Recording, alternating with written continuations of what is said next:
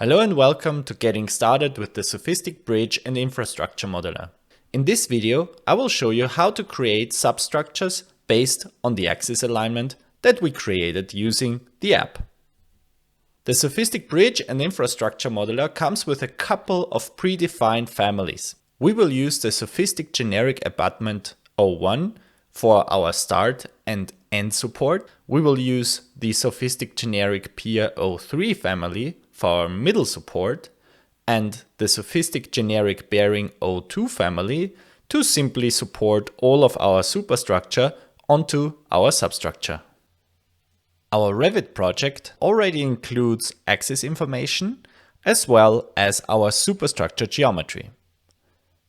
We will move over to the SOFISTiK Bridge and Infrastructure Modeler app, and the next step in our left to right workflow is Substructure. The Create button lets us place our substructures at specific places of our axis. The first step is then to select the axis. This substructure interface opens up, which looks rather familiar to the superstructure interface, which is a nice touch because it also has the same functionalities. Meaning that the first thing that we will do is select the proper family that we want to place along our axis. By clicking here, I do get this drop down where I can now select, for example, my SOFISTiK Generic Abutment 01, or I could also go to SOFISTiK Generic Bearing and SOFISTiK Generic Pier 03. Those families are pre-delivered by SOFISTiK. Of course, you can simply create your own three-dimensional volumetric elements with an adaptive family and one adaptive point to reference them in this interface and place them along the axis. You can see here already the preview of the three-dimensional volumetric geometry that we will place, in this case, the abutment. We can modify the family itself by adjusting its parameters directly in this interface. Down here, we can create or tell the program where to create our substructures. You can see here that all the placements are pre-selected here, and the abutment should be placed at the start and the end of my bridge, meaning at placement number 1 and placement number 3, so I can get rid of placement number 0 and placement number 2. I could also manually input secondary placements here by putting in a specific stationing value and click on plus. I can also tell the program to orient the placed substructure either vertically to the coordinate system of Revit or orthogonal to the axis. I could even consider the rotations of my placements. Remember, those placement rotations are set by the axis input.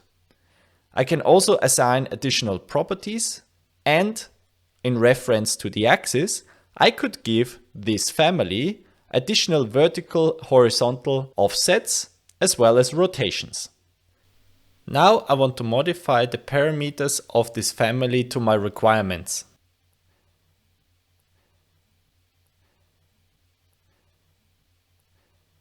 Once I've finished inputting my parameters, I can already check out the preview in this little window over here.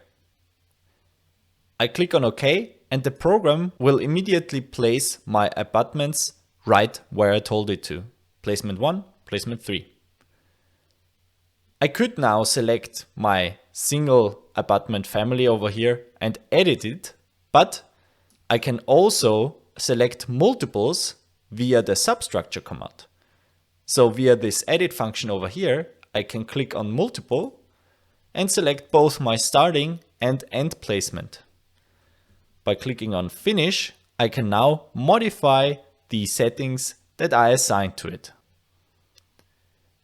Additionally to the original parameters, I also want my two abutments to have a vertical offset of minus 0.128 meters. By clicking OK, the change is immediately applied to both abutments. You might have also noticed that this end abutment is not properly aligned. I can select it, edit the substructure, and now the interface only for this one substructure opens up.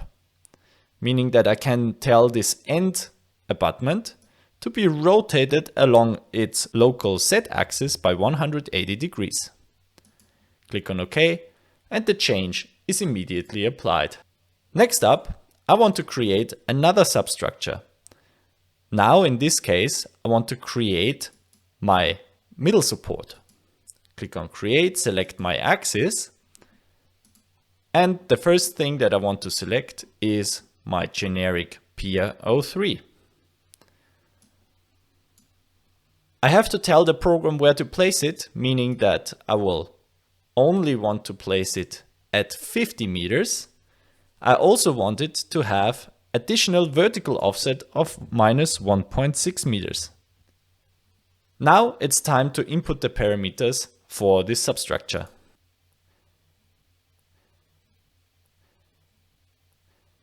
Again, once I've finished inputting my values into the preset family parameters, I can check out the changes in this side window over here. By clicking OK, the substructure is immediately created at placement number 2. Now the only thing that is missing are my bearings. So I can again come back to Substructure and create my bearing families. Generic bearing 02. Here I want to set the UK value to 0. The width of my support is 1.5 meters. The parameter for vertical offset is 0 because we will input it in the offset and rotation part of the interface. I want this one to be placed only at the middle support for now, because at the middle support I want this bearing to have an offset of minus 0.445 meters and a vertical offset of minus 1.2 meters. Click on OK, and I can immediately check if my bearing is placed properly. Next up, I want to show you a nice little trick, because when we go to Edit Substructure, we have now preset a couple of parameters. We have created a specific offset. Now I can tell the program, okay, I want to have a similar version of these bearings at placement number 1 and placement number 3. Can click on OK, and the program will immediately create the same bearings at placement 3 and 1. We will start with the bearings at placement number 3 because now I don't want them to have 0.445 as an offset. I want them to have 0.5 as a more straightforward value here. Moving over to placement number 1, we can see, those bearings are not visible from here and we lost them, so we can change the view settings in this view to wireframe. And we can immediately find our bearing families and we find out, minus 0.04 means that it's in front of our placement number 1. We want to have it after our placement number 1, meaning that we can change it from minus 4.45 to positive 0.5. Click on OK and the change is immediately applied. Additionally to this middle bearing for my left-hand single girder beam, I now also want another bearing for the right side of my beam.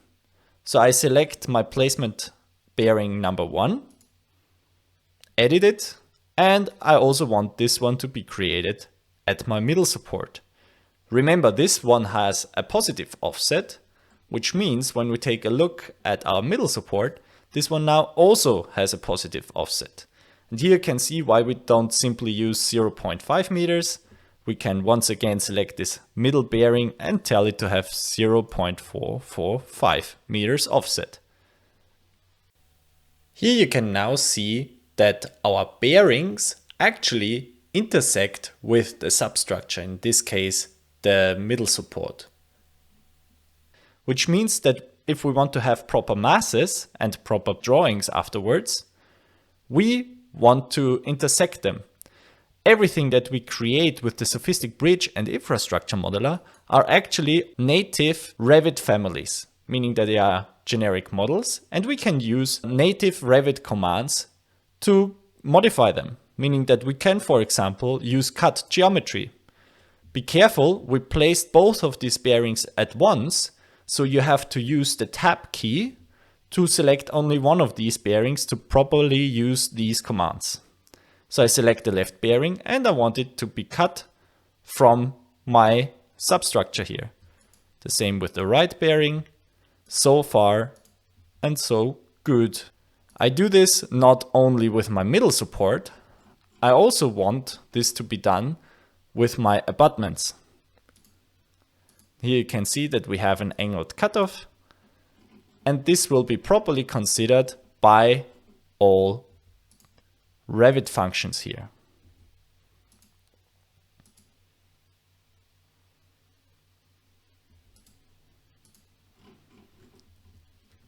Then I can turn off the wireframe view again, turn it back to shaded, double check our created geometry, and that's it for the substructure geometries that we wanted to place. In the next video, I will show you how to properly create drawings based on the geometry that we created here. See you there!